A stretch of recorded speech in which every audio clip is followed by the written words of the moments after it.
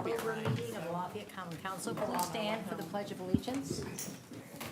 I pledge allegiance to the flag of the United States of America and to the republic for which it stands, one nation, under God, indivisible, with liberty and justice for all. Conduct a roll call vote, please. Blinker. Here. Snyder. Present. Reynolds. Present. Weiss. Present. Brown. Here. Allersmeyer. Here. Williamson. Here. Downing. Here. Nargy. 4 and present. Okay, you've received minutes from the September meeting. Are there any corrections or problems with that? Seeing none, need motion to approve? Motion to approve? So moved. Second. Okay. We just need a roll. No. No. Voice vote. Voice vote. All in favor, say aye. Aye. Opposed? Okay. Any presentation of petitions and communications? There are none. Presentation and disposal of claims? There are none. Reports of city offices on file in the city clerk's office. Fleet maintenance, monthly August. Renew department, monthly August. Waterworks department, monthly August. And you can view those online, or you can come up to the city office and see them also. Okay, ordinances for second reading. Ordinance 2025-34. An amendment to ordinance 2010-11 establishing a local centennial 604 South 6th Street, Oppenheimer House Conservation District in the city of Lafayette. Mr. Clinker? I move we hear ordinance 2025-34 on second reading. Snyder? Second. Okay. Good evening, Dennis Carson, Economic Development Director. This is the second reading for this particular ordinance, and this would put the Oppenheimer House at 604 South 6th Street in a conservation district, and I think this was gone over at the last meeting, so I'm here to answer any questions if you have any. Are there any questions for the council? Are there any questions from the public on this ordinance?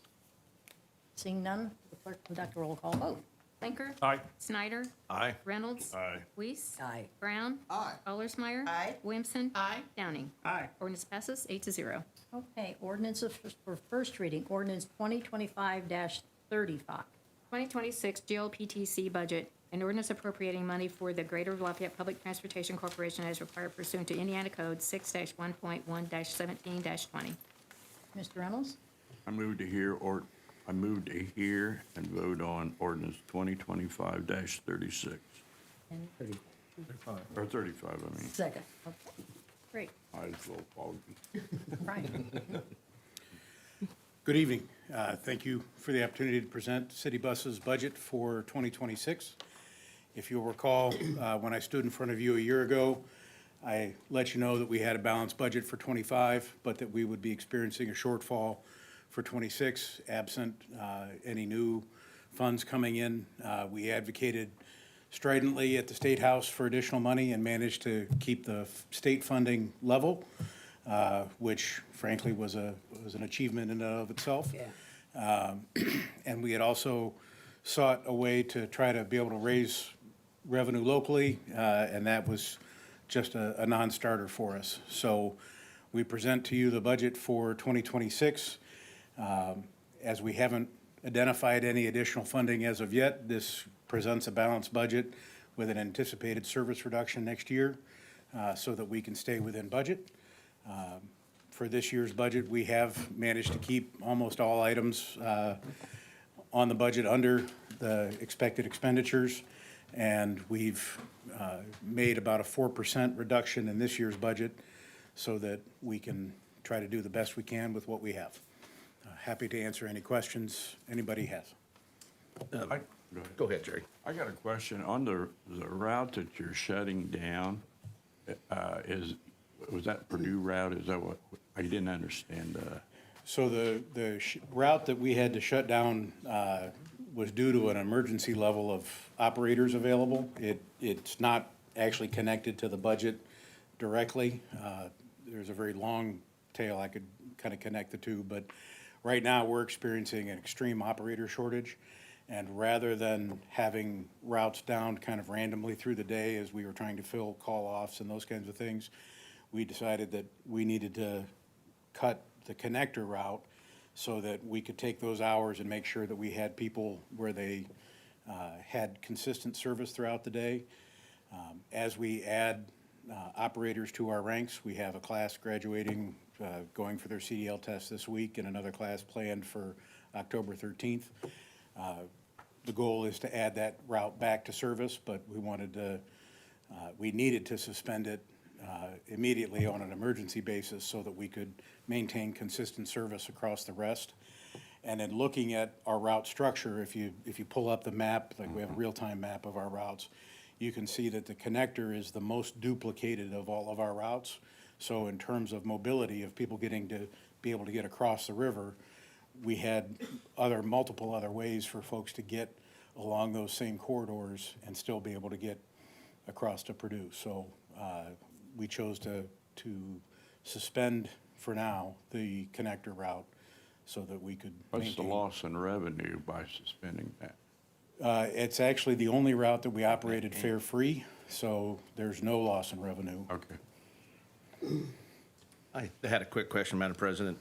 Brian, the $200,000 budgeted for the hydrogen fuel, is that just to operate the station itself, or what's that Yeah, involved? Just that's to operation? fuel the vehicles. Okay. Yes, sir. And that is strictly on-site, Yes, up and running? That's just operation? Okay. yes, sir. Thank you. Madam President? Yeah, Brian, the contractual service and administrative, I noticed that's like large increases. What is that in relation to? That is in relation to our plan for, so we've completed our comprehensive operations analysis and did the service redesign. But given the challenges we have with our budget, they don't end in '26. If you look, as you predict going out further, all the way through 2028, for example, we have some funds that we get through LIT, and those end in '28.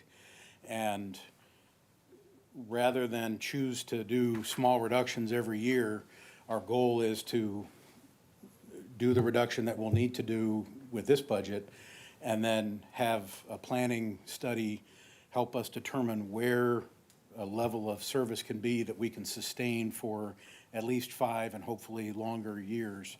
And we're budgeting money to do that. It's federal funds. We're bringing federal dollars to it, and we're going to match it with only 20% local. But that's what that increase is for, is to pay for that planning work to be done. I know it's difficult. It's very difficult. Without getting emotional, these are difficult choices, and ending a route. Part of my notice to Mayor Wazorski was an apology, because I don't want to be doing this. Yeah. Yeah. Thank you. Other questions from the council concerning this ordinance? Any questions and concerns from the public on this ordinance?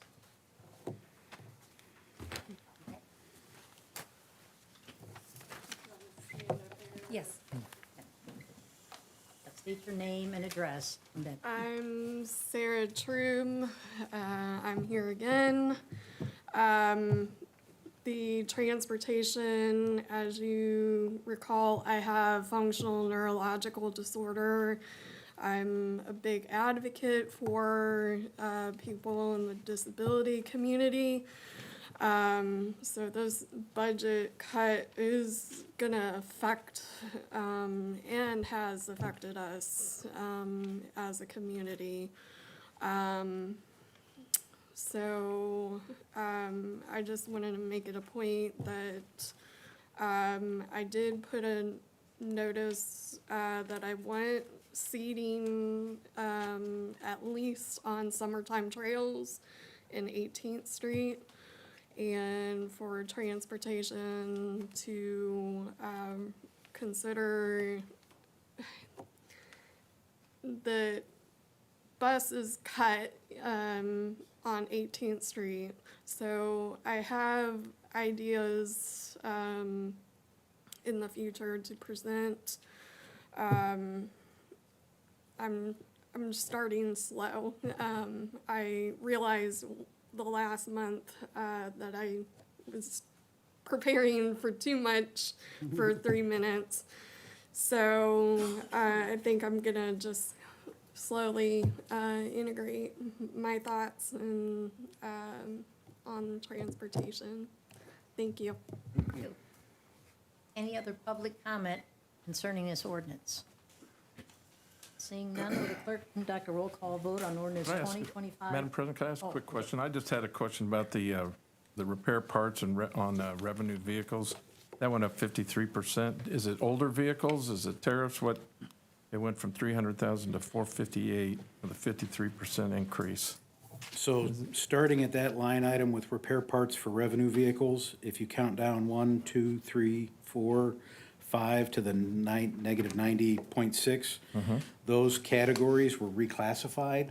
Okay. And so some went up and some went down, but we did a reclassification in part from, we got new auditors this year and got advice on classifying expenses differently. Okay, so nothing new, not an aged vehicle problem, not a whatever, not, Not directly, no. I Right, mean, okay. we are impacted by tariffs and we are impacted by older fleet, but sure.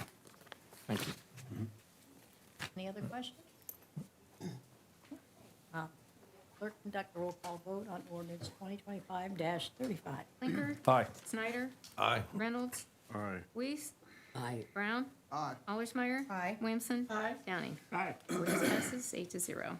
Okay, next is ordinance 2025-36. The 2026 budget ordinance, an ordinance appropriating money for the purpose of defraying the expenses of several departments of the city government of the city of Lafayette, Indiana for the fiscal year January 1, 2026 and ending December 31st, 2026, including the outstanding claims and obligations and fixing a time where the same shall take effect. Okay, Mr. Brown? Madam President, I move that we hear and approve ordinance 2025-36 on first reading. Second. Mayor? Madam President, ladies and gentlemen of the council, we have before you the 2026 budget. I'll just hit some highlights and then go through a few of Jeremy's notes.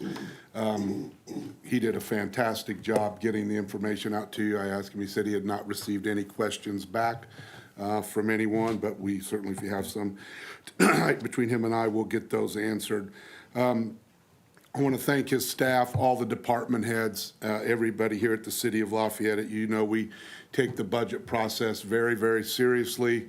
We just don't look at the lines and say, hey, we'll add 3% this year. We basically start over every year, looking at historical data, going back to zero, looking at many, many years, looking at trends, and then, of course, taking into consideration the effects of potential new legislation such as Senate Bill 1s and change to assessments and income tax that we know will be phased in between now and 2031 if there are no changes, which there may very well be. So when we sit down to budget, we look at all of those things as we're working these numbers, and Jeremy meets with all the department heads, goes over their needs. I made it clear at the beginning of this year there would be no new positions. As we look at, we kind of tread lightly here to see where we need to be. So there are no new positions in this budget, and I want to thank all the department heads for working with me on that. As Jeremy indicated, we wanted to look strongly at how the raise what raise we might be able to do, and we'll talk a little bit more about that in the future. We were very fortunate this year that we are still a zero.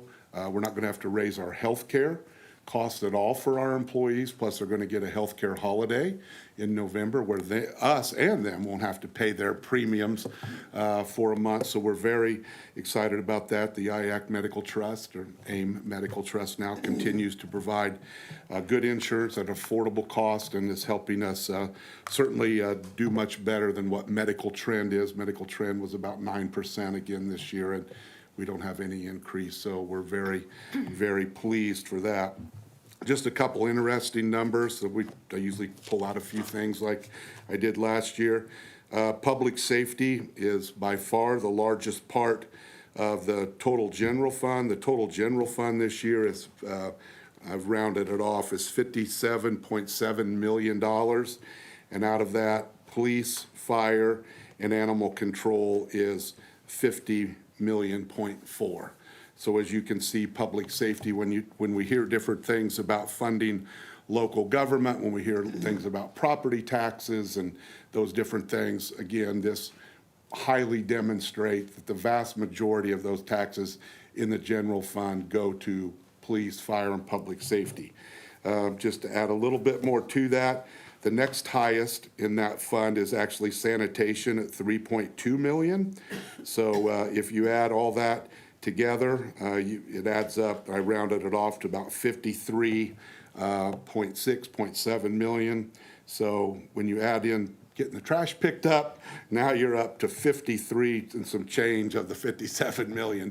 So it's easy for people to see where that money is going and what we're doing with it to provide services to our community. And I think we're very blessed. We continue to, I think, to have outstanding city services with our street department, our sanitation pickup, and our snow plowing and leaves and limbs and large items and all the stuff that we do. I think we continue to have tremendous services here in our community. As you know, we've had, and Jeremy talked about it, and I'll touch on it just a little bit. We've had 2 really good high years of assessed value growth. Last year was 9.1. The year before that was 11.2. This year, that's down a little bit. And we'll have to see how that all continues to shake out. But I added all of them up over the last 3 years, and we're going to be about a little bit over 21% over the last 3 years. So it's still about 7% year positive growth in our assessed valuation. So I feel like our pro-growth strategy continues to work here in our community, and we'll be able to continue to help stabilize our tax rate. We'll see where that ends up this year. Could tick up just a little bit from last year, but it will still be lower than it was 3 years ago because we've lowered it 9% for the last 3 years. So we're continuing on a very, very good, stable financial picture for our community to provide those services that we need to provide. As I mentioned, there are no new positions this year, which should also be noted that this budget does represent, because we never take any chances, it doesn't happen, but this budget represents all positions filled for the whole year. So as you can look at that number, as you're kind of making those calculations, that puts us in really good shape because typically that doesn't happen throughout the course over the year. So we're going to continue to be fiscally responsible. We're going to continue to do those things that help us with economic development, public safety, our parks. Our parks are in great shape. If you look around our parks, and quality of life and infrastructure, those things that will allow us to continue to grow, for people to live here, stay here, make investments in our community here.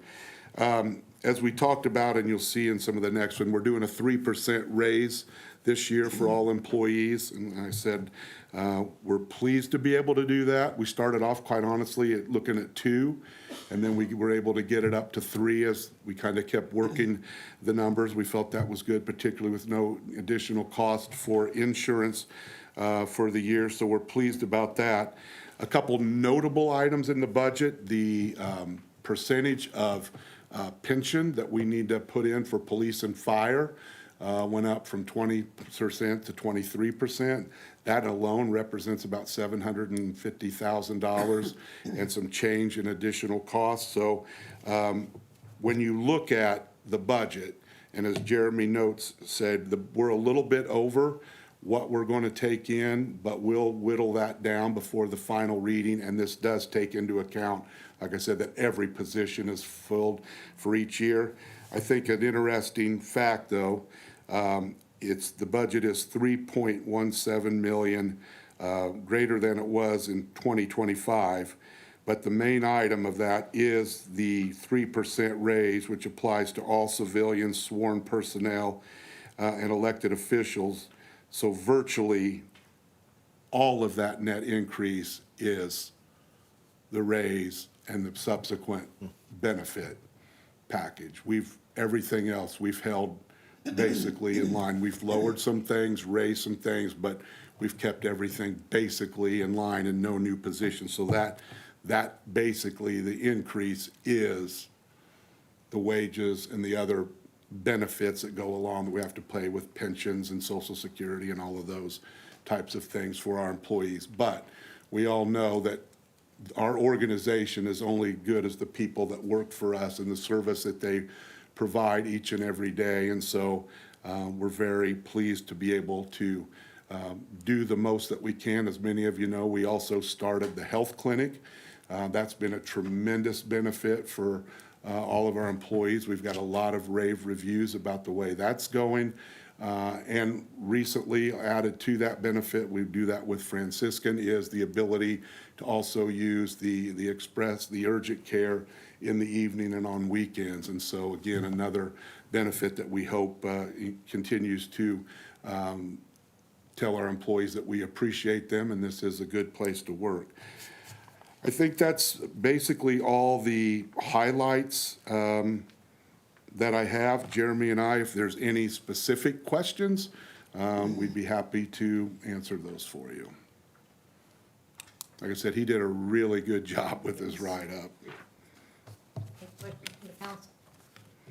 I had a quick question, Madam President, if you don't mind. I've noticed that some of the workman's comp has come in a lot lower than last year. Have we got a new carrier by chance, or we've done some due diligence with some insurance?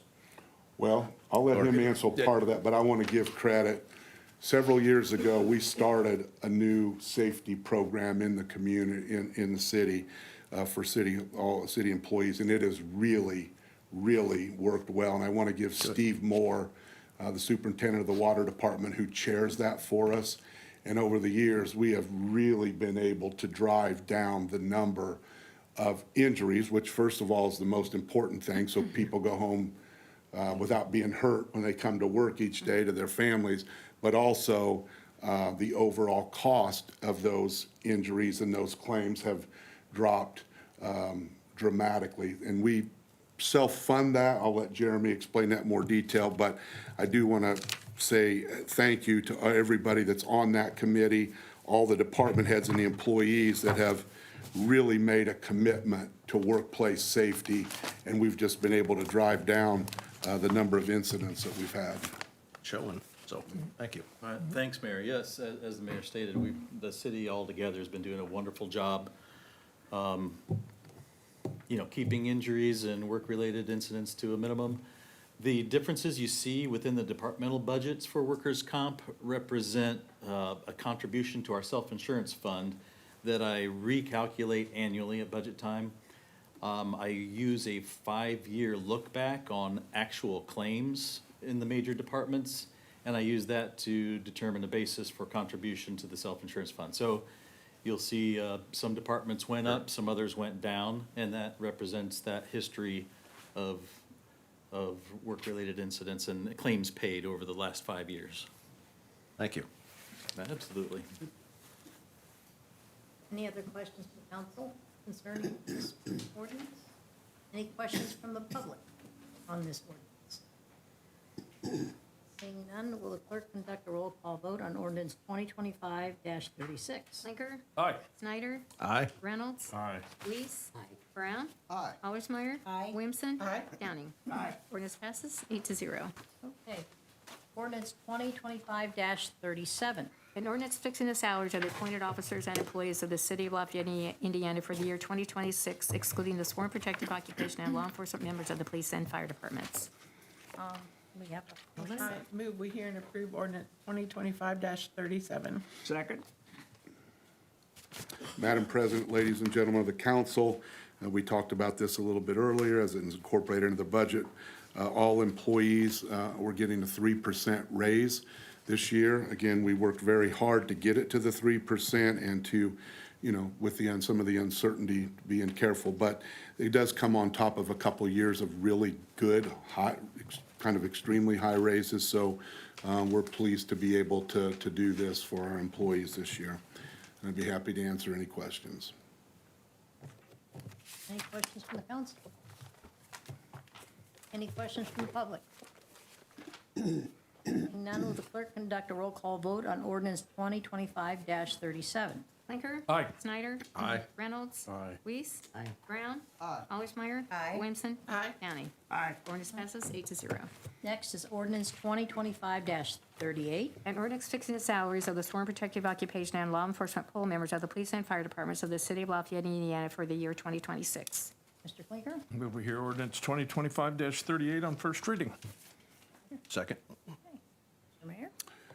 Madam President, ladies and gentlemen of the council, this is also a 3% raise. As you may remember, the last couple of years, we gave actually additional raises to the police and fire department, pretty substantial, to get those salaries to where we felt they needed to be. But looking at the overall picture this year, kind of looking at where everybody falls on that chart and in the matrix, we felt that it was appropriate that all employees would get the 3% raise this year. So this represents the raise for the police and fire departments also. Yes, Madam President, Mayor, Mr. Mayor, excuse me. Having had the privilege of going to the police department and fire departments, swearing in ceremonies and all of the things that the policemen have done and that the police are recognized for, it's enlightening to me to see what they do for the city of Lafayette. And it would be nice, unfortunately, the public can't attend those, but I'm always very proud of what our employees do overall. But it would be nice if we could hear from all the employees to hear the extraordinary things that they do, because I'm sure that the police department and the fire department are not the only places where our employees go above and beyond. So I just want to say that on behalf of myself as a council member, how much we do appreciate the city employees and how much they care about the city. That's not just a job to them. They really care about the city, so thank you. I will just say quickly, because you're absolutely right, and that's part of the reason why Cindy and I, with Dave Hunky's help, put together the Star City Awards that we do every month for city employees that go above and beyond to make sure that they are recognized with a nice plaque and a $50 gift card, and then we do a luncheon meal at the end of the year, and we have Employee of the Year first, second, and third, and continually trying to recognize them for those efforts. And then that first place actually gets $1,000. Wow. That's $1,750 and $500. So thank you for your kind words. That is important, and we do continue to try to recognize those. And I think most of you probably know that I do an employee appreciation fund. I raise money privately. Make sure everybody knows there are no tax dollars in those things that we use to buy tickets to the Aviators game, put on the annual picnic. Well, now we do wristbands because people change their mind what they wanted, and different shows. And we bought tickets for Hocus Pocus, for the United Way, for people to go. And so I raise those funds privately, and we try to do things extra for the employees to show how much we do care for that effort they put forth. So thank you. Okay, any other questions on this ordinance from the council? Any questions from the public on this ordinance? Seeing none, will the clerk conduct a roll call vote on ordinance 2025-38? Clinker? Aye. Snyder? Aye. Reynolds? Aye. Weiss? Aye. Brown? Aye. Allersmeyer? Aye. Williamson? Aye. County? Aye. Ordinance passes 8-0. Okay, next ordinance, 2025-39. An ordinance fixing the salaries of the elected officials of the city of Lafayette, Indiana for the year 2026. Mr. Reynolds? I move to hear and vote on ordinance 2025-39. Okay, great. Jeremy? Good evening, Jeremy Deal, City Controller. Members of council, this ordinance is to establish compensation for our elected officials. As the mayor has already stated, in almost any organization, and certainly here with the city, our people are our most valuable asset, and it's important to keep them adequately and fairly compensated. And our elected officials are among that invaluable human resource. So we're recommending a 3% raise for all elected officials and appointed board directors or board members as well. And I ask for the council's approval of this 3% raise for our elected officials. Questions, concerns from the council? From the public?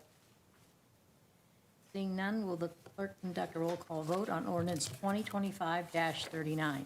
Blinker. Aye. Snyder. Aye. Reynolds. Aye. Weiss. Aye. Brown. No. Allersmeyer. Aye. Williamson. Aye. Downing. Aye. Ordinance passes 7-1. Okay, next. Ordinance 2025-40. An ordinance for the additional appropriation in the Park and Recreation Operating Fund, Fund Number 2040. Okay, where are we? Mr. It would be Perry. Okay, Mr. Brown? Madam President, I move that we hear and approve ordinance 2025-40 on first reading. Second. Madam President, members of council, this is an additional appropriation request for the Park Operating Fund. It is to address two separate elements of cost, the first of which is for ball field maintenance to be performed this fall at McCall Park and at Crosser Sports Complex. The second part of the request is a capital request for the purchase of a new van for the Columbian Park Zoo. I want to note that the additional request, the capital request, $40,000 for the van purchase, is actually just a mechanical path here that we need to do to follow budget rules. This will actually be reimbursed to the city from the Parks Foundation. The Parks Foundation agreed to make that purchase, but for titling, the city needs to execute the purchase. So it doesn't represent a real outflow of resources for the Park Operating Fund. I request council's approval of this additional request totaling $105,000. Questions from the council? So the van just ran out of time, huh? Yeah, I think this is a replacement. We needed another one. The Okay. foundation was agreeable to helping fund the purchase of a van for us, and we're grateful for that. Any questions from the public on this ordinance? Hearing none, will the clerk conduct a roll call vote on ordinance 2025-40? Blinker. Aye. Snyder. Aye. Reynolds. Aye. Weiss. Aye. Brown. Aye. Allersmeyer. Aye. Williamson. Aye. Downing. Aye. Ordinance passes 8-0. Okay, we need to set a public hearing for this on November 3rd at 6:01. So moved. So moved. Okay. I Okay. got them both. Second. All in favor, say aye. Aye. Aye. Okay, great. Okay, next is ordinance 2025-41. An ordinance to amend ordinance 2024-47, an ordinance fixing the salaries of the appointed officers and employees of the city of Lafayette, Indiana for the year 2025, excluding the sworn protective occupation and law enforcement members of the police and fire departments.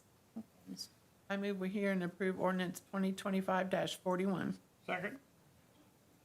All right, very good. In May of this year, the council did approve a salary ordinance amendment that changed two electrical inspector positions into a senior electrical inspector and just an electrical inspector, and established wages ranges for both of those positions. We have posted the senior electrical inspector position, but we have been unable to find any qualified candidates at the salary range that position was created in. So we are requesting to make the position more competitive in today's market. We are requesting that to adjust the salary range for that position to $3,085 to $3,548 biweekly as a salary. So this change does not require an increase to the department's salary budget. It is able to be paid with money that has already been appropriated. And I would recommend approval of this request and have another ask that if the council would be so willing, we'd ask that this be read on both first and second reading tonight so that we can get that senior electrical position posted and hopefully filled as quickly as possible. Any questions from the council concerning this ordinance? Any questions from the public concerning this ordinance? Seeing none, will the clerk conduct a roll call vote on ordinance 2025-41? Blinker. Aye. Snyder. Aye. Reynolds. Aye. Weiss. Aye. Brown. Aye. Allersmeyer. Aye. Williamson. Aye. Downing. Aye. Ordinance passes 8-0. Okay, so do we do a, Have to have a motion. A motion to read it on second reading. so we need a motion, Mr. Blinker? Move to suspend the rules for Mrs. Chosnick's request for second reading. Second. All those in favor? We'll vote. Yeah, and Can then, we just yeah, voice just vote? vote no, and then we can just vote again. Roll call? Roll call. Blinker. Aye. Snyder? Aye. Reynolds? Aye. Weiss? Aye. Brown? Aye. Allersmeyer? Aye. Williamson? Aye. Downing? Aye. Ordinance passes on second reading, 8-0. Okay, next ordinance 2025-42. An ordinance to amend the zoning ordinance of Tippecanoe County, Indiana, Uzo number 122. Okay, Mr. Reynolds? Move to hear ordinance 2025-42. Second. Okay. We have that on the floor. Now we, I can talk about it if you would Okay, like. you He wanna wants to talk talk about gas stations. Yes. So, Okay. So earlier this year, the council passed a resolution to ask the Area Plan Commission a simple question. How many gas stations do we need and where do they belong? And out of those discussions, with lots of thanks to APC and city staff, the answer is now before you in the form of Uzo Amendment 122. This amendment deals primarily with gas stations. There are 4 major components of this ordinance. The first one is zoning restrictions. The ordinance prohibits new gas stations in central business and neighborhood business urban zones. Those are areas where neighborhood character and pedestrian activity are the most important. Gas stations, subject to the rest of the rules, will still be allowed in general business and highway business zones where they fit in better with the surrounding businesses. The second component is a separation and setback requirements. So the ordinance establishes a roughly 1 mile separation between gas stations to prevent clustering and to leave room in commercial corridors for other uses such as grocery, retail, and services. The ordinance also has a 500-foot buffer from residential properties as well. And so together, these standards help ensure that new gas stations are located appropriately and corridors remain balanced. One exception to that we will talk about in terms of an amendment, this had always been the intent. The gas station separation requirements are not intended to serve for gas stations that are accessory uses for other main developments. Think of Costco, Myers, something along those lines. So those separation requirements will not apply when a gas station is part of a larger commercial development that is brought in and constructed at the same time. The third major component, there are new design and material requirements for materials, roof design, and canopies. And then finally, there are new decommissioning standards. These apply not only to gas stations, but also oil change stations and car washes. And these are primarily because these are single-use buildings that have a lot of exterior elements that are very unique to that particular use. And so the decommissioning standards basically provide that when you open up one of these buildings, you have to have a plan on file with the city on how you're going to remove those elements if the business were to close down. So remove the canopies, remove the kiosk, remove the things that identify them as a gas station, oil change, car wash, so that those properties can be more easily redeveloped into another use. As I already touched upon, the ordinance that you have in front of you, as we said, the intent was always to exclude these accessory uses from the separation requirements. However, when looking at the language of the ordinance, we did realize that we could strengthen that language to make it more clear. So one of the things that I will be asking you tonight is to amend the separation requirements. I did propose you have language there, but basically the language is just to really clarify and hit home that if a gas station is being proposed concurrent with and as part of some other larger public benefit commercial development, that the separation requirements will not apply. And so I'm happy to answer any questions about the ordinance generally or the amendment. Just to clarify, this is for construction going forward. This is for construction going forward. Any existing gas station or ones that have applied for or in the process are all going to be under the old rules. Any new gas station starting the process new after this ordinance is finalized and in effect will be under the new rules. Got a question. We have, as we know, we have a couple that are not going to be compliant. Yes. So are we going to address them in another ordinance and make them compliant? No, what we did is, the intent of the ordinance is we do not want gas stations in central business and NBU. And there were 3 gas stations that were identified that are going to become legal, non-conforming uses after this ordinance. All 3 of those gas stations did receive a specific notice from my office that said, explain the changes and that this would be considered tonight. So they are aware that they will become legal, non-conforming uses. They could choose to apply for a rezoning, But again, that's up to the council. It would be contradictory to what your intentions are of trying to limit those gas stations in those districts. So as long as they're operational and don't change hands. Absolutely. As long and- as they don't or change the way- use. Yeah, or usage, they're okay. Yes, it would only be if they were destroyed to more than 50% of the structure that they would run into any issues. Otherwise, they can continue to operate like they always have. And I think for the public also, this decommissioning, state already has one, we're just strengthening ours. Yes, and so the state decommissioning requirements have more to do with the environmental matters, the underground storage tanks. Our decommissioning standards are more with those visible exterior elements that make it hard to redevelop these single-use facilities.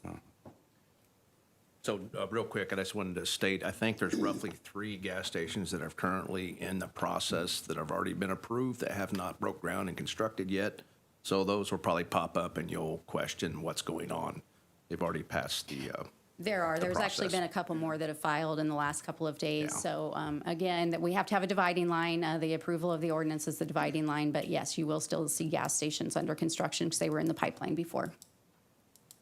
But passing this on first reading, will that stop it, or do we need to suspend the rules for this? No, zoning ordinances only have one amendment. There is one caveat here because we are making that amendment to really clarify the accessory use language. It does have to go back to APC for ratification, so a little bit of a delay in the effective date, but it's important to make sure we get this right when we do it. Comment, I noticed Torchwood getting a gas station out there. And when I read this thing, I didn't see anything in there about lighting. And I understand that would be too late now. I mean, There's nothing about the height of a light shining into a neighborhood other than how many feet was it? Yeah, no, we didn't address specifically lighting issues in this ordinance, but it's certainly something that we can look at in the future. Well, there is a larger buffer. There is a larger buffer, yes. there's There's a more of a larger buffer. buffer. Again, there's the 500 new feet, I think it separation was. requirement for the residential, so by, That's too late to apply it to Right. Torchwood. Got Yeah. it. Thank you. I think some of those that you talked about, when they first came to the APC, you pretty much set the regulation on the lighting on a lot of these.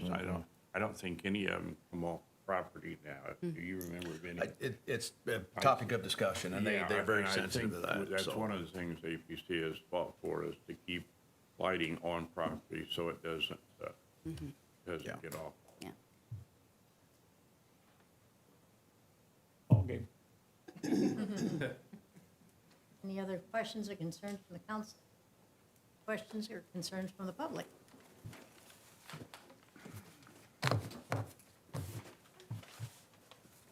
Pearl Spick, 923 South 22nd Street. Putting that gas station out at Torchwood is a big slap in the face. I had a lady that bought one of those and lived there. And there's one thing, I don't think they should build a gas station that close to a residential area.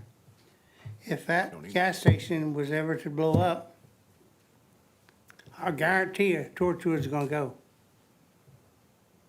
Torchwood's gonna go. If you ever seen gasoline blow up, and I have, because I took some fire training and stuff, and it just looks awful unsafe. To me, it's out of place. It's just not, I don't know who, but there probably wasn't an ordinance to stop them doing that. But in the future, please take in safety, because gasoline is nothing to mess with. If you don't believe me, light a can of it and see. Thank you. Any other public comments about this ordinance? So we're voting on the amendment. Yes, we need to approve the amendment, and then you can vote on the amended ordinance. Okay, so we need a motion to approve the amendment. Mr. Clinker? So moved. Snyder? I'll second that. Okay. Will the clerk can vote, we'll have a. On the roll call amendment. vote- Roll call vote on the amendment. Okay. Clinker? Aye. Snyder? Aye. Reynolds? Aye. Weiss? Aye. Brown? Aye. Allersmeyer? Aye. Williamson? Aye. Downing? Aye. Now we'll have a vote on The amended the ordinance. amendment. Okay, and Mr. Reynolds? You want me to read it first? On the It's original. already been read. No. I mean, okay, I moved to hear and vote on 2025-42 on the first reading. Is that what we want? As amended. As amended. Yeah, the amendment, okay. Okay. Second. Will the clerk conduct a roll call vote on this? Blinker. Aye. Snyder. Aye. Reynolds. Aye. Weiss. Aye. Brown. Aye. Allersmeyer. Aye. Williamson. Aye. Downing. Aye. Amended ordinance passes 8-0. Okay, the next ordinance is ordinance 2025-43. An ordinance to amend the zoning ordinance of Tippecanoe County, Indiana to rezone certain real estate from I-3 to GB 3720 Burr Sweezy Drive, Wayne Reiser petitioner. Madam President, I move that we hear and approve ordinance 2025-43 on first reading. Second. Mr. Rudd? Thank you. Good evening, Kevin Riley with RTS Law, representing the petitioner. As mentioned, this is a request to rezone the property to general business. The purpose of the rezone is to allow for the construction of a new Culver's restaurant at this site on Veterans. The current plan is to use about 2 acres of the site for the restaurant, leaving about 1.8 acres, not yet determined what will be done with that ground. Have talked to a local realtor, Steve Shook, about the ground and the rezone in particular, and he mentioned that over the past 25 years, he can only recall one sale to an industrial user on Veterans. So we think that in this case, rezoning this piece of ground, small piece of ground to general business makes sense. You've got some strategically placed commercial next to the industrial site. We also think that is going to help bring or push development to the east towards 52. And also, we've got a restaurant now that doesn't create additional traffic at the intersection of Concord and Veterans, and then also 52 and Veterans. So we think it's a good addition for the city and appropriate rezone, and happy to answer any questions you have. Questions from the council? This rezone. Just like to add, we discussed this earlier, that we felt this was okay just because the comprehensive plan didn't allow, which is the 10-step. That is why it was denied by the APC. As it went through the board, it was unanimous. Well, we had one vote against, but 13-4, so we felt that it was okay. Any questions or concerns from the council? From the public? Questions or concerns? Seeing none, will the clerk conduct a roll call vote on ordinance 2025-43? Blinker. Aye. Snyder. Aye. Reynolds. Aye. Weiss. Aye. Brown. Aye. Allersmeyer. Aye. Williamson. Aye. Downing. Aye. Ordinance passes 8-0. Okay, next is ordinance 2025-44. An ordinance to amend the zoning ordinance of Tippecanoe County, Indiana to rezone certain real estate from NB and GB to GB between South 26th and 22nd Streets, Lafayette Station, LLC petitioner. Williamson? I move we hear and approve ordinance 2024-44. Second. Good evening. I'm Adam Wallace for Frost Brown Todd. We're representative for the petitioner.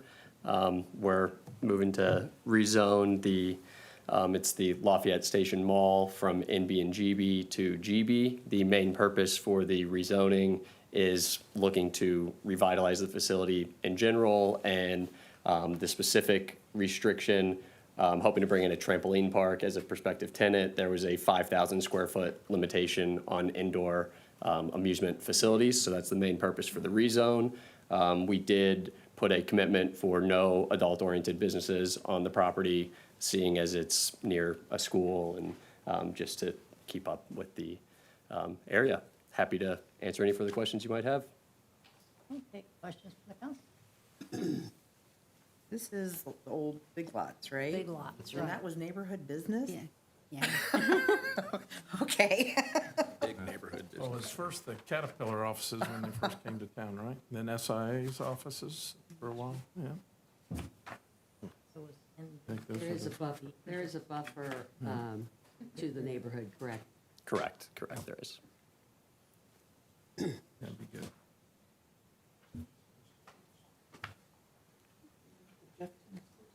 Yeah. And Rural King and the whole strip mall there. Yep. questions from the council?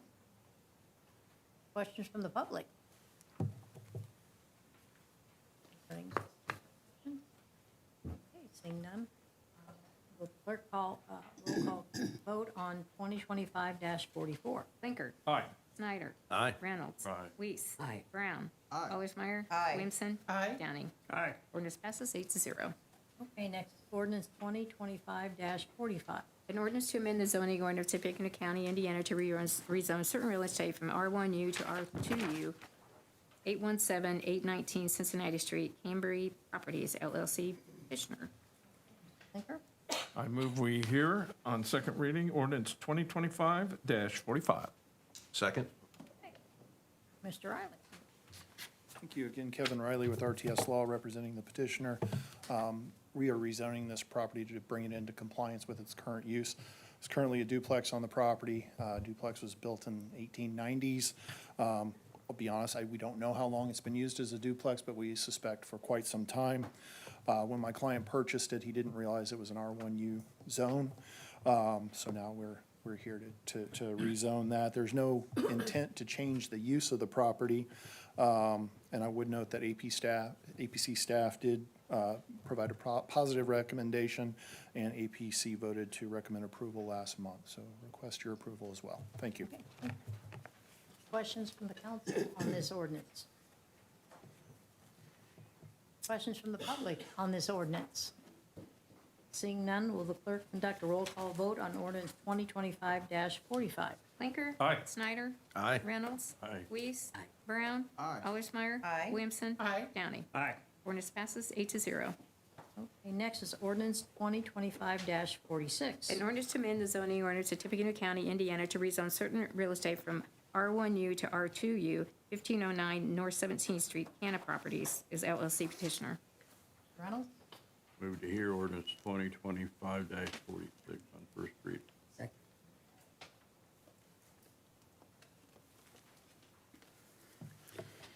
Madam President, members of the council, my name is Jacqueline Jaquis. I represent Cannon Properties LLC, which is basically my mom, Lois Jaquis, who lives in the house at 1510 North 18th Street, which is the property directly east of the property we are asking to be rezoned. 1509 North 17th was originally built in 1957 as an upstairs-downstairs duplex before zoning rules existed, and it was rented as 2 units. My parents, Tom and Lois Jaquis, took ownership in 2008 with the intention of returning it to that purpose after the property had become neglected. My dad became ill with cancer, the property was vandalized, and my dad died in 2020, so my parents were never able to fulfill their plans. Now my family is in a position to bring the property back to a well-maintained, solid property, but due to the long vacancy, the grandfathered permission to use the property as a duplex has lapsed. So I'm here today to request R2 zoning so we can get the permits we need to renovate the property using its current footprint and general layout and return it to its original use. Thank you for your consideration, and I'm happy to answer any questions you may have. Question from the council about this rezone? Any questions from the public about this rezoning? Seeing none, will the clerk conduct a roll call vote on 2025-46? Blinker. Aye. Snyder. Aye. Reynolds. Aye. Weiss. Aye. Brown. Aye. Allersmeyer. Aye. Williamson. Aye. Downing. Aye. Ordinance passes 8-0. Okay, next is ordinance 2025-47. An ordinance to amend the zoning ordinance of Tippecanoe County, Indiana to rezone certain real estates from I-1 and I-3 to I-3, David Howick Drive and US 52 South, R&D Reynolds LLC. Petitioner. Mr. Brown? Just got lost. Okay. 47.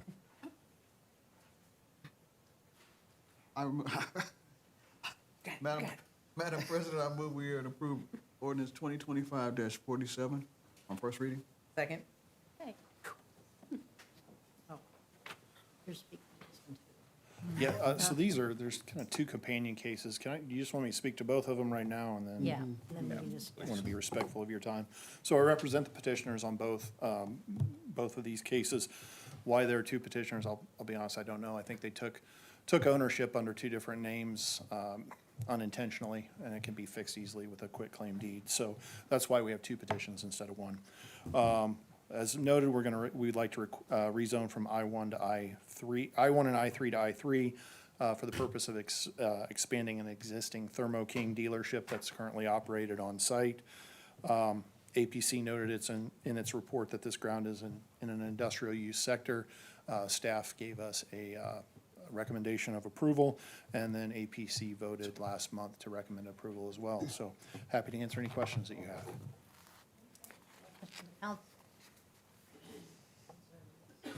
Questions from the public? Okay. Clerk, conduct roll call vote on ordinance 2025-47. Clinker? Aye. Snyder? Aye. Reynolds? Aye. Weiss? Aye. Brown? Aye. Allersmeyer? Aye. Williamson? Aye. Downing? Aye. Ordinance passes 8-0. Okay, next, ordinance 2025-48. Ms. Williamson? I move we hear and approve ordinance 2025-48. Second. Okay. Same. Any questions about this? You just work in that part of the city. Yeah.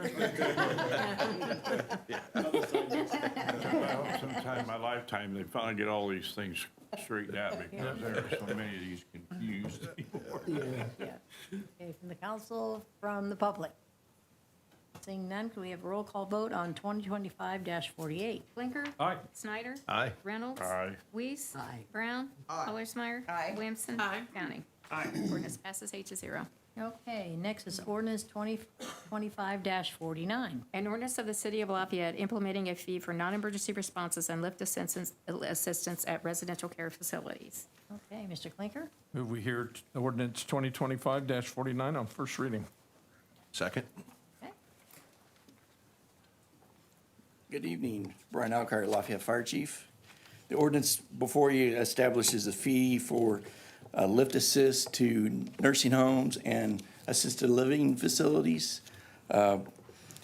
Since 2023, we made 77 lift assists to these facilities. 2024, we made 78, and currently we're at 39 for the month of for the year 2025. We have used our fire prevention staff to go to these facilities to talk to them about other means, whether it's adding employees or buying lift assist equipment to help them do that on their own. And you can see by this year's numbers, we're a little lower than we have been the last two numbers, but we're still about 10% of our overall lift assists are to these facilities. So working with city legal, I can tell you that the city of Westfield and the city of Greenwood have adopted basically the same ordinance in the recent 3 to 4 months. So,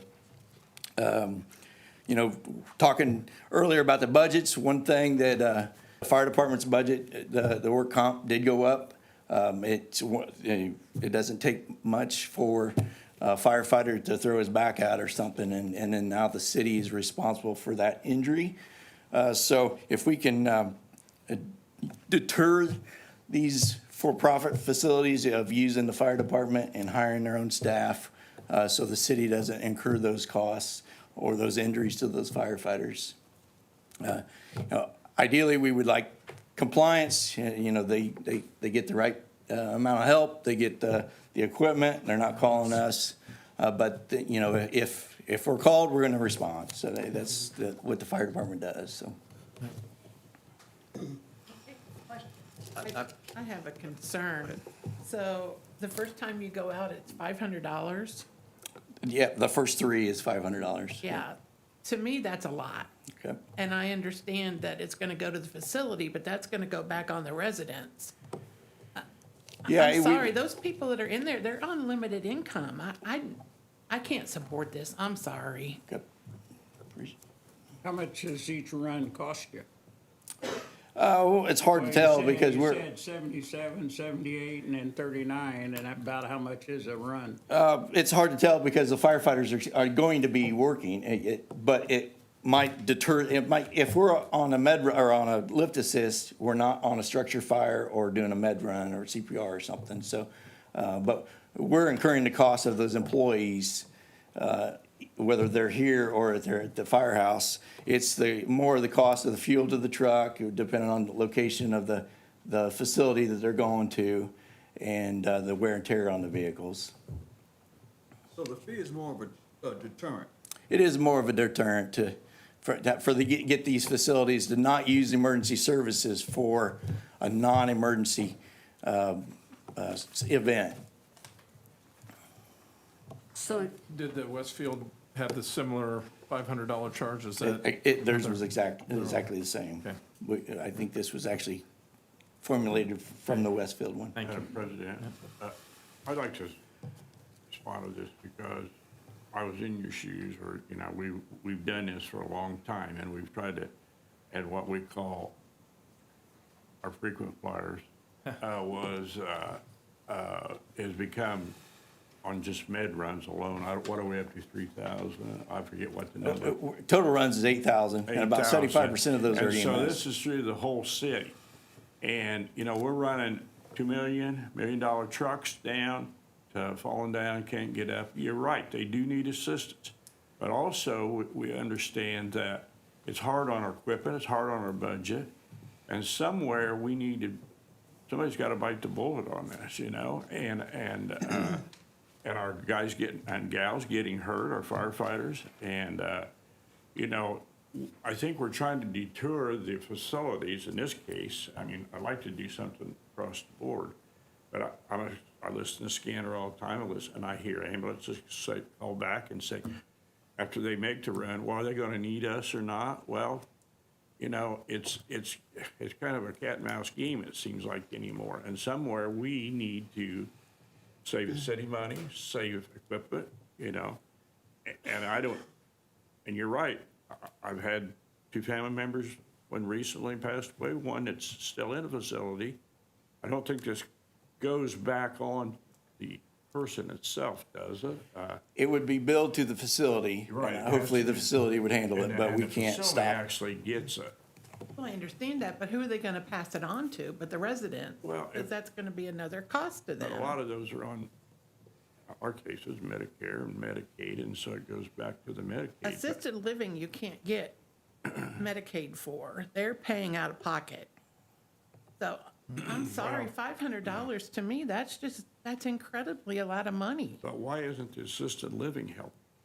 Where's their people? I know you go into there. They're there. I know, but we've gone into these places and we're doing the work and they're standing around and they have lift equipment. They're not helping us in any way. I understand, and I don't want anybody to get hurt. But I also, the people that are in the nursing homes, the assisted living are on budgets. They, you know, a lot of them, all they get is their social security.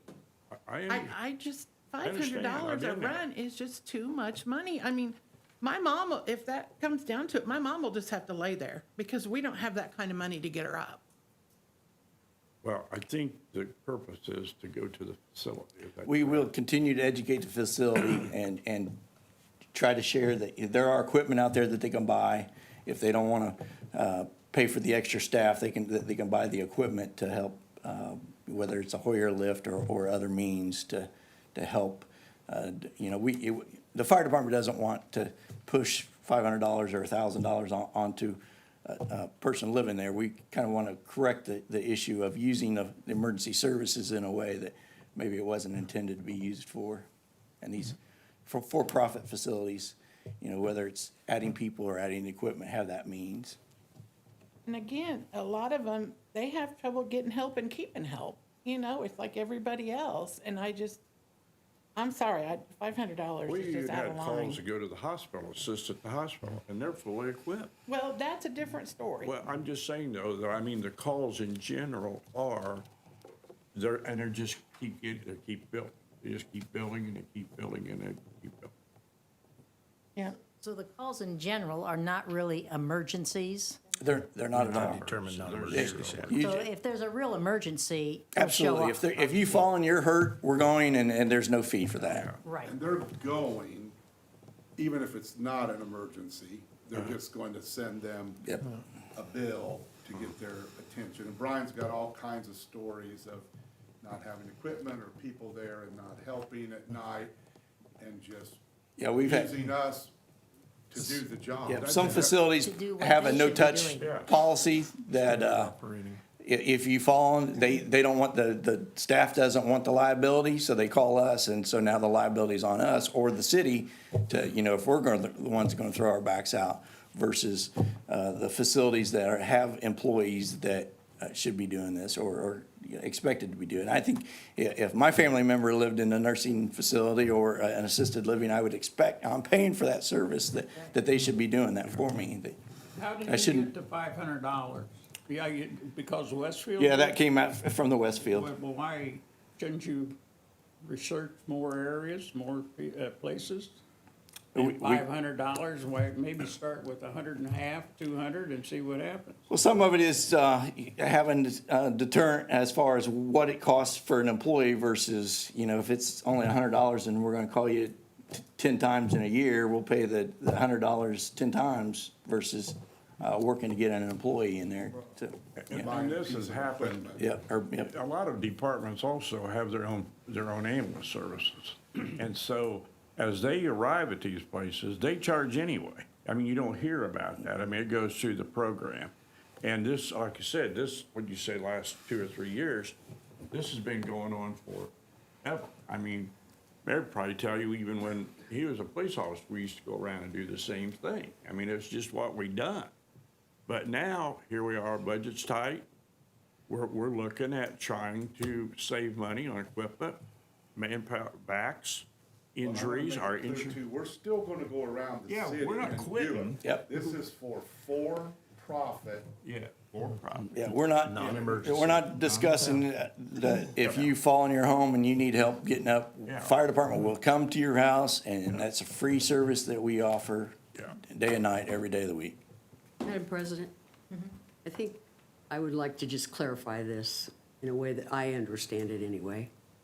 Basically, it sounds as though we have some repeat offenders that are basically using the city to keep from hiring employees. Correct. Is that my understanding? Or buying the appropriate equipment. So this is a deterrent to those few people who are abusing the system that are for-profit people and are using residents of their facility, and they basically want help from the city to do their jobs. Correct. It keeps us And from. that puts our liability more, where our workman's comp is gonna go up. Yep. And we're on limited budgets too here with the city, because they're cutting our funds as well. So I understand what Councilman Weiss Williamson is saying, but I also understand that it's a deterrent to people who are abusing the system at a corporate level. We just can't be part of their standard operating procedure to call you. It has to be an emergency. Yeah. I think what's upsetting for me, having had family in these facilities, is that it was always assumed that should they fall, there's immediate assistance from the staff there to Right, get them absolutely. back up. And the fact that they're relying on outside sources to do that, but still pocketing the money from the residents who live there is incredibly upsetting. My question is, if this ordinance should pass tonight, will you do an education push to these facilities? Absolutely. We will continue to hit those facilities and let them know that this is another layer of our educational piece. Yep. And another thing too, and this is personal experience from one of my family members, we had the phone in their room and they tended to call 911 on their own. Well, we took the phone away from them because they would get out of bed or roll out of bed or whatever it was. And they called on their own and people in the facility didn't even know about it. And so we ended up having to pull her phone out of her because, so, a lot goes on in those things, but it's just a. I just think start 500 a little high. Why not 250? And then see if they're gonna change with you or not. Jackie, does this say anywhere that it's only for profit? It does talk about it being at the assisted care facilities. It does make it clear that it is not for like individual homes or things like that. Let me find the language. C, or number C, or letter C Yeah, on page 2. residential care facility. Residential care. the license to operate.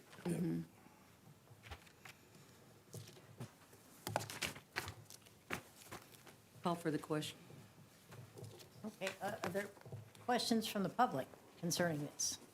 Them have anything to say on this? Yes, I think it's time for us to have common sense. Mr. Butler, or Mr. Downing said that. Why don't we start at like 250? And then tell the people if they become a problem, if that, because I worked out at the Veterans Home for 11 years. I picked many guy up off the floor, and then I never hurt my back. So if you're trained right, you won't hurt your back. But I think $500 is a little too much. If you go 250 and warn these people, if they become a problem, it's gonna increase. And 500, I think you're just too much, way too much. Because after all, we are paying the fire department. Any other public comment on this ordinance? Seeing none, let's have a roll call vote on ordinance 2025-49. Blinker. Aye. Snyder. Aye. Reynolds. Aye. Weiss. Did you say aye? Okay, you're losing your voice. Brown. Aye. Olsmeyer. Aye. Williamson. No. Downing. No. Ordinance passes 6-2. Okay, next ordinance, ordinance 2025-50. An ordinance repealing and replacing chapter 13.03 housing standards. Okay. Jackie. Oh, Oh, yeah. And Yeah, we'll- I need it. I Yeah, move to come hear on, ordinance meeting. It's due. 2025-50. Second. all right. Second. Okay, now we can do it. Yes, now I Okay. will discuss it. So our property maintenance code hasn't been updated since it was adopted in 1998. In the years since, state law and our local ordinances have evolved, creating overlaps and inconsistencies. The adoption of the 2024 International Property Maintenance Code brings our standards up to date and aligns them with the Indiana Unsafe Building Law and Lafayette Municipal Code. We did work collaboratively between the legal department, engineering, and fire to tailor this code very specifically for Lafayette. The update does remove sections that are covered elsewhere, such as unsafe structures, demolition, nuisances, so we're not duplicating or creating conflicting information.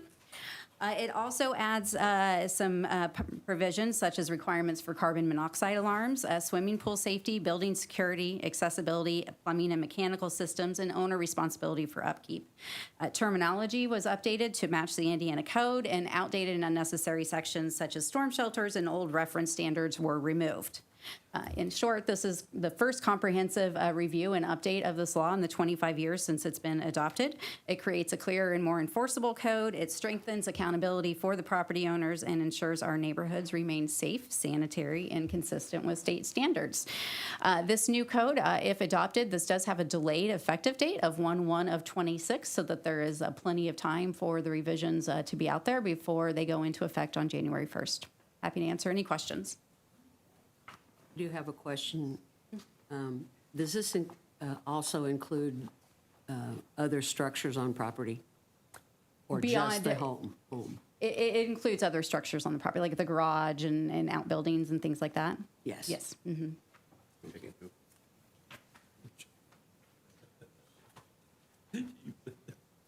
As I was reading this, that's a substantial chunk of legislation.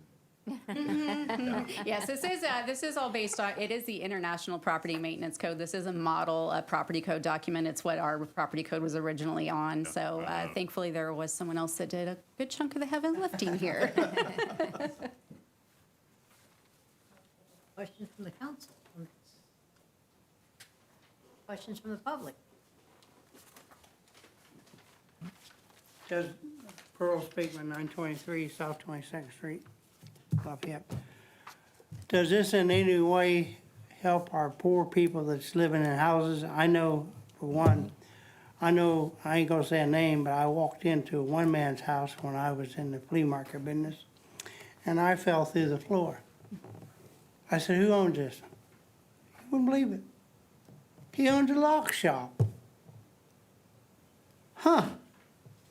You're a businessman and you rent out of the house that the floor is bad, the roof's leaking, cockroaches are bigger than Kevin Clinker? Does this help things out? It does. What the current version of the property maintenance code we actually refer to as BOCA here, and that is the main basis of that we use to enforce our unsafe building structures. So it is violations of these codes that we use to enforce our unsafe building law. So these are things that are to help to make sure that people are living in habitable spaces. The first 3 months of this year, I spent about $80 for a gallon of spray, which made 40 gallon, and I had to spray the street in front of the other guy's house, around my house, all over my house. You couldn't even hardly live in my house, and Charlie Lou got by with it.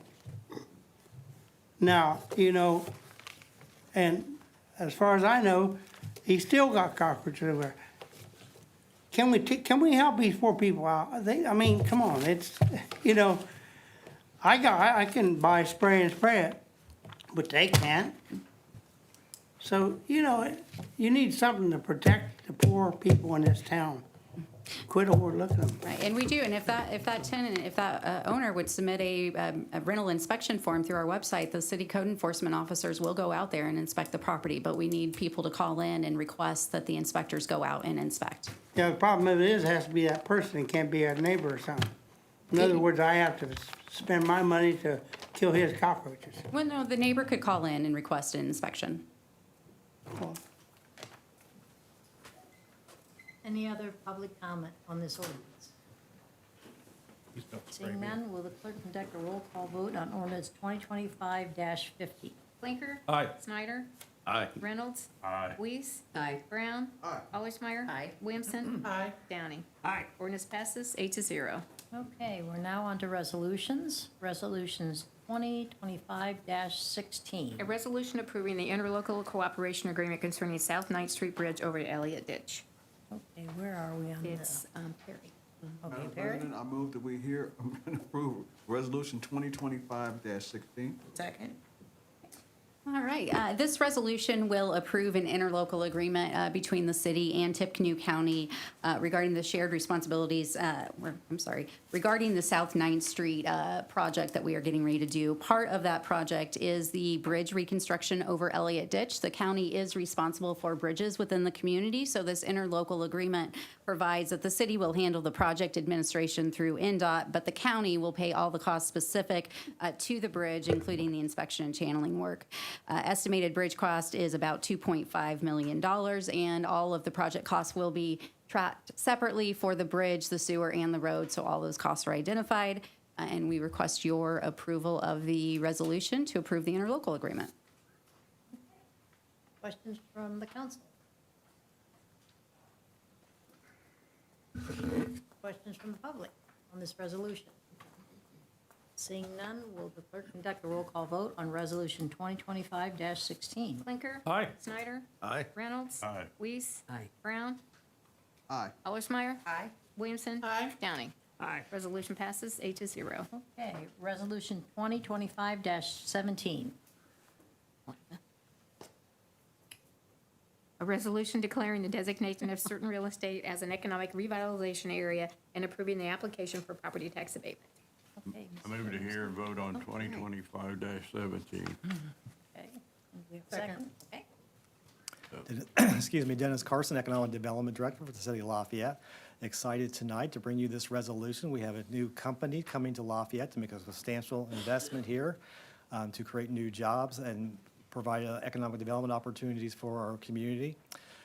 This has been fully vetted by the Redevelopment Commission, and also this resolution will establish an economic revitalization area for the purposes of tax abatement, and also for consideration is a real estate abatement as well. So we have representatives from the company here from Greater Lafayette Commerce that will explain more about the project and give us details. And then following that, the mayor would like to make some comments as well.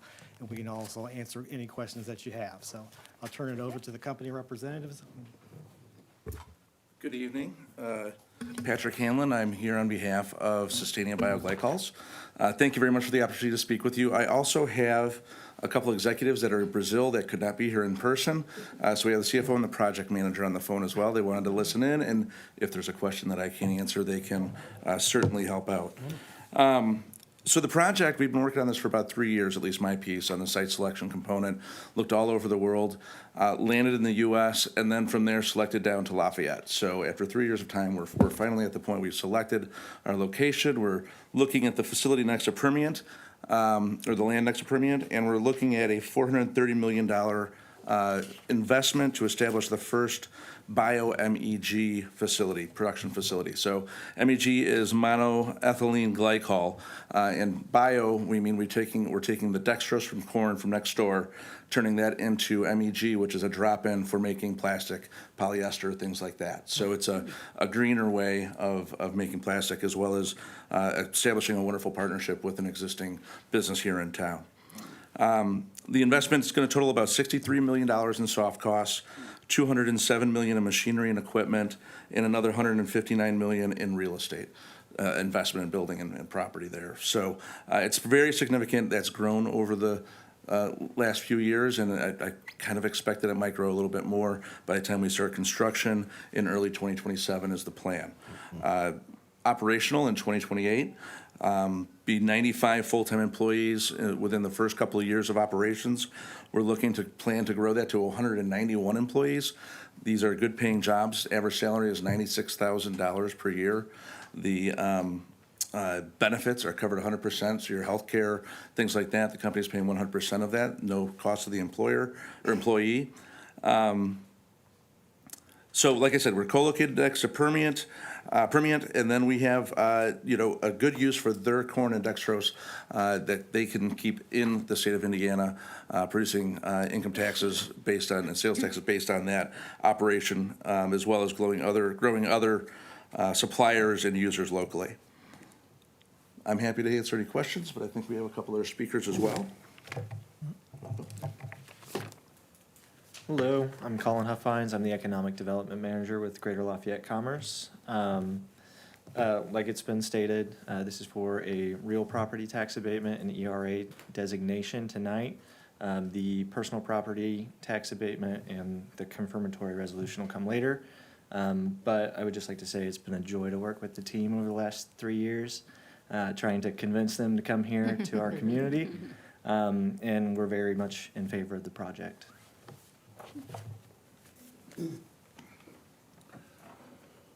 Madam President, ladies and gentlemen of the council, this really is a win-win for the community. As I told the redevelopment commission, it creates good paying jobs in our community. It's going to create a lot of construction jobs during the process of building the facility. It works with a local company who is also a great employer in this community with Premium.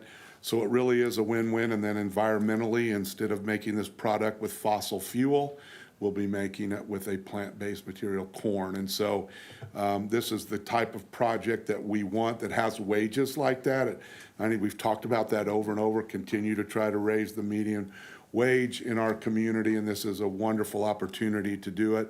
I've had a chance to work with the leadership team for the last several years that is part of this project. When we were talking at redevelopment, they actually started out by looking at 100 places in the United States and around the world and narrowed it down here to Lafayette and to working with Premium. So this is a wonderful opportunity, like I said, from the construction jobs to the permanent jobs that will be made and phased in over the years. This is just the kind of things that we're looking for. So we'd appreciate your support on this resolution so we can keep this project moving. Thank you. Questions from the council? I have a question. Will all the odors and environmental impact be similar to Primient, or what do we expect? Yeah, I believe there will be no significant impact. The permits and everything are all minor in that regard. Thank you for coming to our community. Of course. Yeah, I'd just like to say on behalf of the city council, welcome to Lafayette. Yeah, really. Good to hear. Any other questions or concerns from the council, from the public?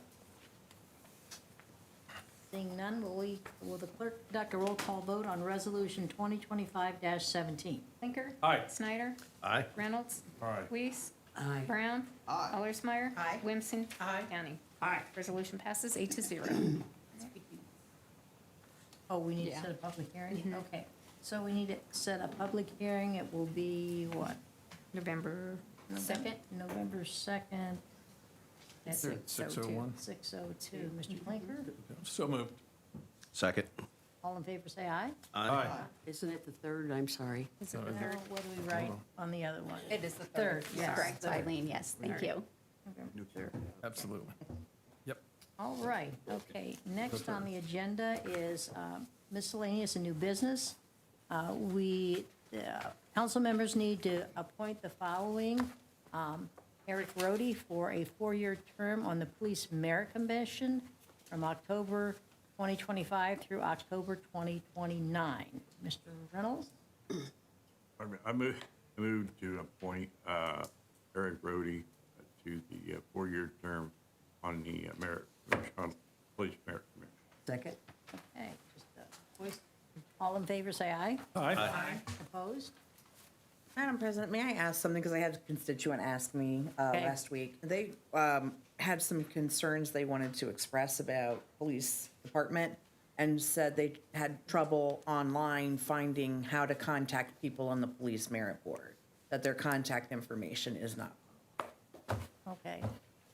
So we'll let. that they list who they are, but there's not like an email or a phone number. I think it's their personal emails. Oh, That's okay. probably why. It's not a city They of don't have a Lafayette. city. They don't have a city one. Okay, thank He you. used to be on that. Yeah. Yeah. Yeah.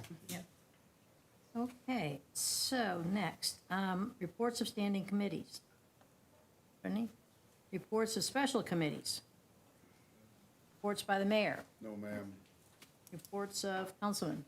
I'd like to report one thing. The fire safety show is going on. I think we've done 800+ kids today. And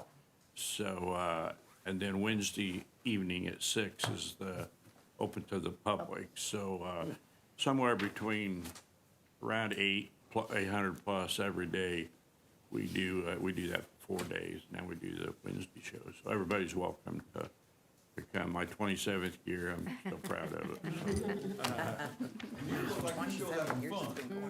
Yeah. Still playing? Oh, yeah. Wednesday? Yeah. Well, I'm still there. Okay, another report, don't forget the public hearing this Thursday at 5 o'clock right here, okay? And now we're ready for public comment. You can come to the podium, and you have 3 minutes. Please be respectful and courteous to everyone here.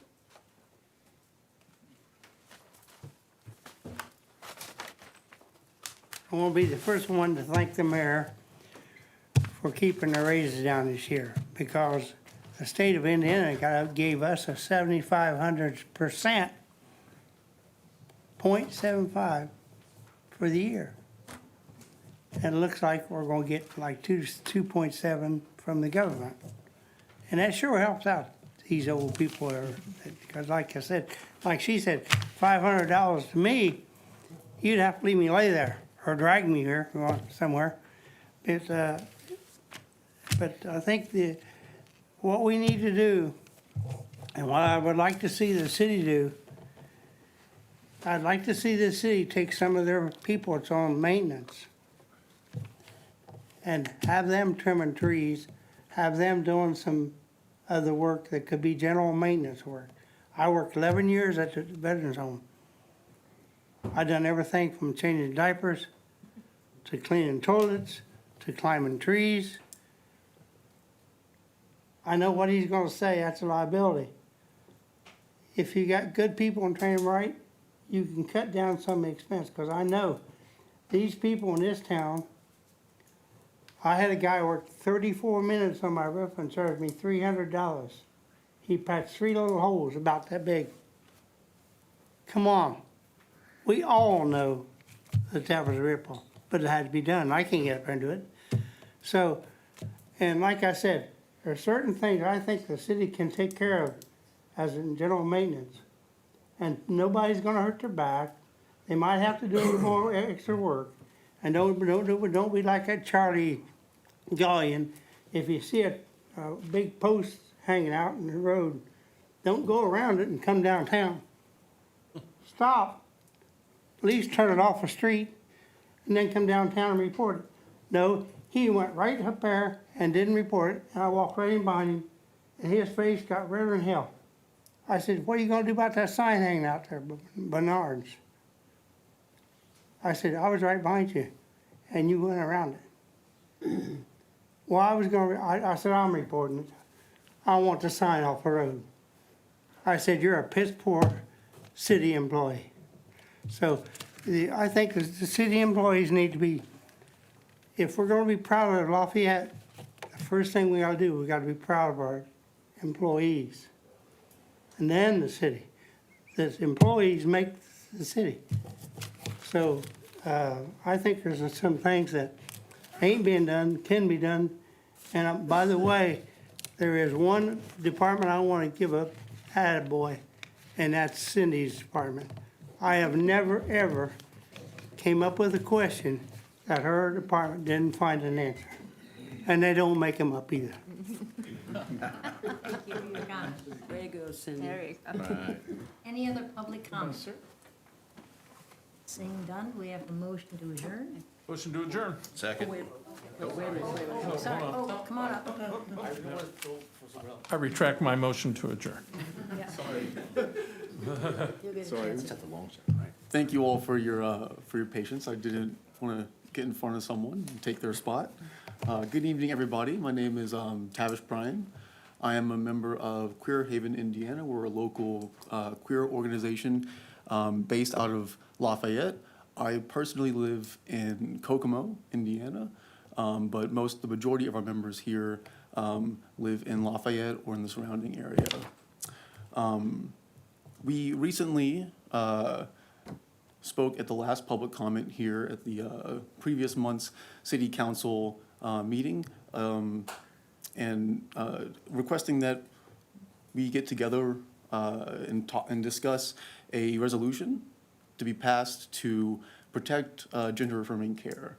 And that's care that does not just apply to queer people, but all kinds of people who need to feel and not only have a desire, but a true public health need to feel right with their bodies and their gender expression. And we, of course, recognize that we have much more to do in regards to reaching out to all of you. Please keep in mind that I myself am a teacher. I work full-time. I know some of you, a lot of y'all have been teachers as well. So, we're trying to get our part done to reach out to you. But we also like to come to these public hearings, the city council meetings to put a face to our names and put a face to these organizations, because we certainly have more to do, but we can also come out here and talk to you, and you guys can see who we are. And but I wanted to address something. Last time we were here, a member of the community came up and said there would have something about a large portion of the members of the Lafayette community being against a resolution like this. And while we recognize that this may be true, we also recognize that there's plenty of people who do support resolutions like this, especially from the religious community.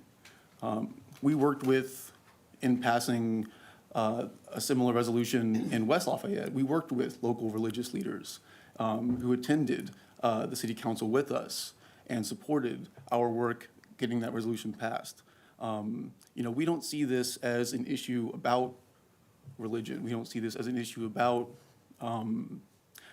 differing beliefs. We see this as an issue about public health, about people's health, and about their access to health care. And it's not just queer people, right?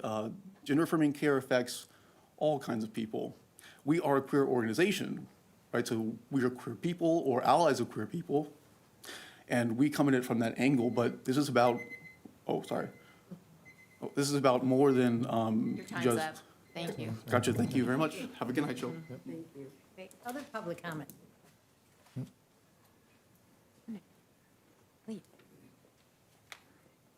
Hello, I'm Lily Pendleton from 303 Romig Street.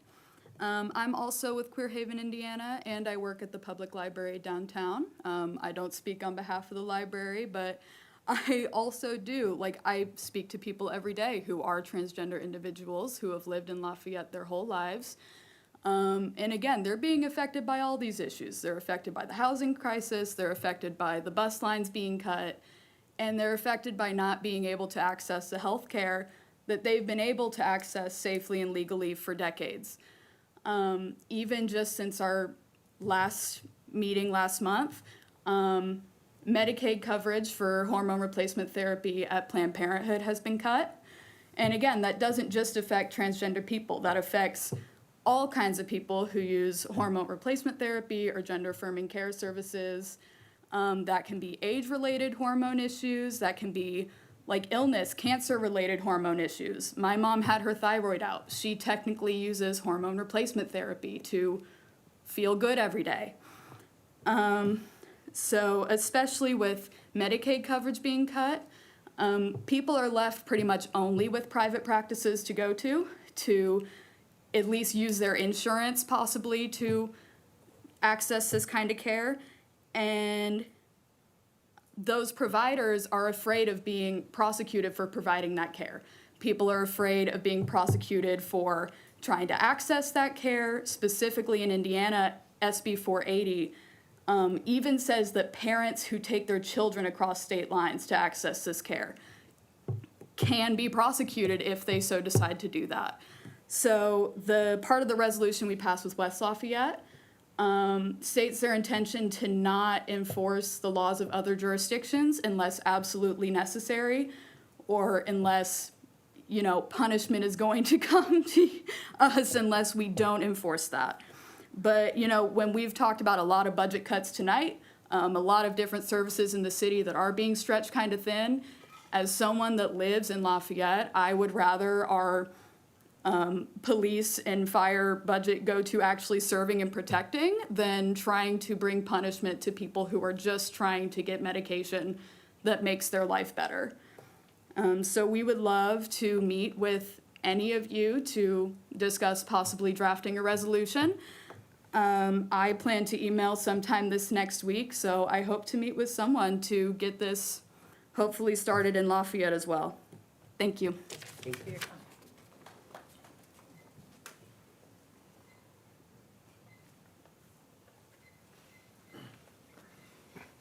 Hello, my name is Ben Davis, and I live at 5105 Snapdragon Court in Lafayette.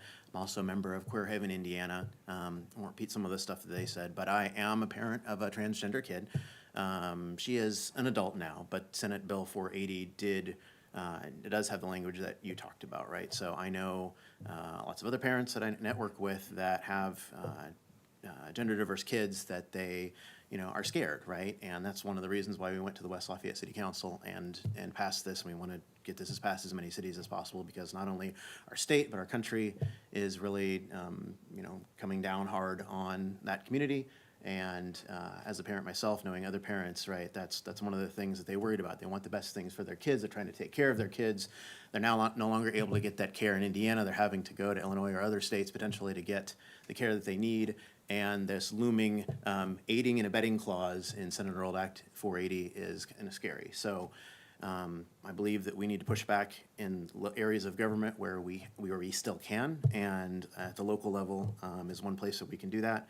I think passing this resolution like this in Lafayette as well will also help the city of Lafayette, residents of the city of Lafayette, along with West Lafayette, feel more comfortable and more welcomed by our communities in Tippecanoe County. That there's lots of people who have left and are still considering leaving the city and the state because of the fear of retribution from the state for discriminating against their kids. So, please, we want to work with any of you that are willing to draft this resolution that works for the city of Lafayette, and we want to make people feel more welcome here. So, thank you for listening. For your comments.